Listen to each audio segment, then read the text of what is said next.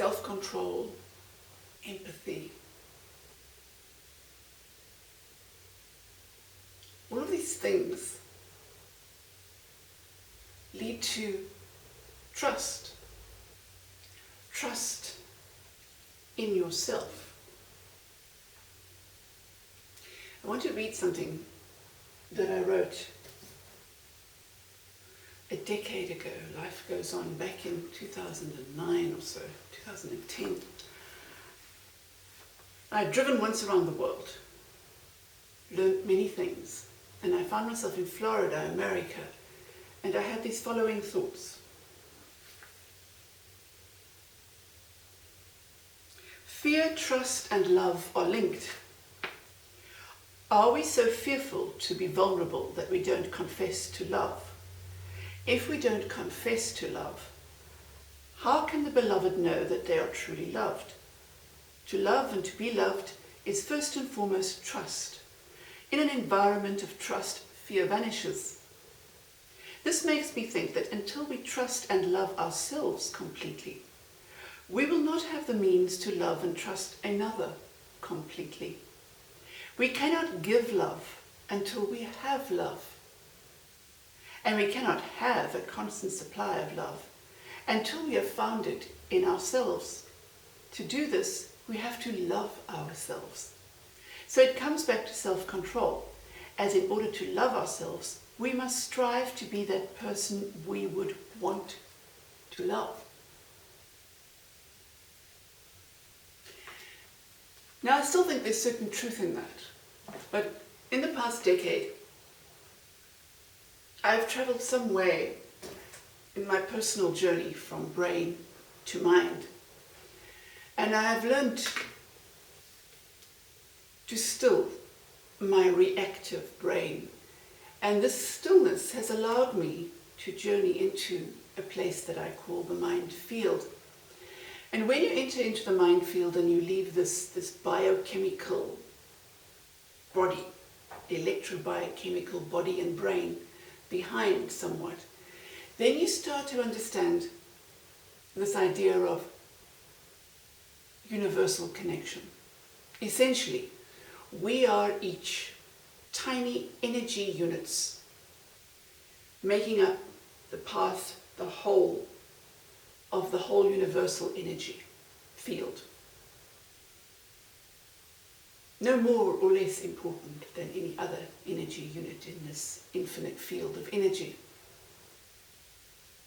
And when you start becoming aware of this, of these subtle sensations that you are able to feel, a quiet brain is an extraordinary thing. It allows you to reconnect with sensations that the reactive biochemical brain is too crass an object to feel. And when you move into this feeling, into this awareness, then you become aware of something else. This idea of being in love, of having to find love, of falling into love, is really a case of not being fully aware that the idea of love really is life. I mean, what happens to you when you fall in love?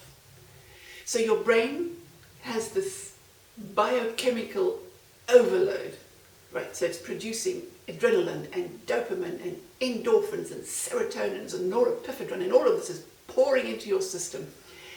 So you're excited and aggravated and euphoric and blissful, and you feel so alive. You feel as if for one brief moment the curtain of fog has dropped away and you can see life in all its glorious technicolor, and it feels fantastic. But of course it doesn't last, because this feeling is dependent on another, someone who literally turns you on, who flicks your switches. And so As we go through life, increasingly disconnecting from our sensory body, from the subtle energy input from all around us, we have to search for love, or search for that blissful feeling of feeling fully alive. And we can do this by hunting for our soulmate, our twin flame, our significant other, that person that makes us feel alive. Or we can go the independent route and we can take up some other highly risky sport, base jumping, shark diving, something that really stimulates the hormone glands in our brain so that they will release these chemicals so we get that jolt. This is very much the same as being addicted to a drug. In fact, it's almost identical. It's not sustainable. It's not sustainable because the brain, first of all, it's going to try and shut down this overproduction of these endorphins and serotonins, these euphoric hormones, because it takes up too much energy. And also your brain is going to become accustomed to these jolts of energy. So in order to get a jolt of the same high again, you have to take increasingly riskier behavior,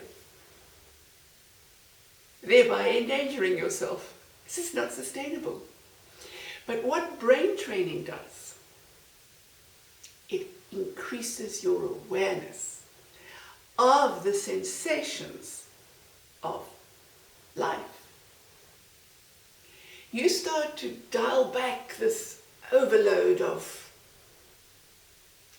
input, of fluff. It's like being addicted to sugar. You want more and more and more sugar until you realize that this is actually killing you. So what brain training does, it allows you to dial back. As you become more and more aware of sensations, you no longer need to add these jolts of external inputs. As you become more and more aware of these sensory inputs, you recognize why it is said that the brain is the sexiest organ. Now, that phraseology is really just marketing PR. It sounds sexier. What your brain really is, it is your chief sensory organ. And with training, you are able to perceive ever more subtle sensations. And as you do that, as you journey into the mind field, you recognize the truth of what is happening to you. You stop having to fall in love, hunt for love, because you recognize that love and life are exactly the same thing.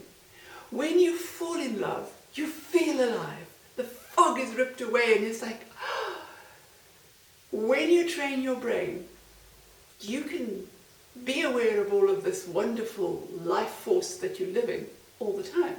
So you start to live in love, if you like. You are simply aware that you are alive. This, of course, allows you to trust in yourself because you realize where this feeling is coming from. It's coming from you. So therefore, when you do find someone else, a significant other, that makes you even happier, you recognize that you can just go right ahead and share this loving, joyful feeling with them without any sense of having to lose any part of yourself, because you are generating this sense of well-being, of joy, by controlling your brain. Now imagine if everyone on the planet, every single human, trained their brain and reached this point. Imagine how we would change our goals, what we would define success to be. It would no longer be these uber consumers. It would no longer be these extreme risk takers, although, I suppose whatever turns you on, but success would be defined by the ability to be joyful and to simply share it with everybody else. And that really is the fundamental truth of what the Essential Knowledge Company is about. Our interest is to interest you in your brain. Because having traveled along this path, I've recognized that in order to achieve this egalitarian, altruistic, loving, kind, compassionate, sustainable future that we all talk about, it has to start by retraining the one organ that we probably never think about, that most people never think about, and that is the brain. That is the source, not of joy, but of awareness, of life, of the life force, which is equal to love. So when you train your brain, you literally learn to live in love all the time.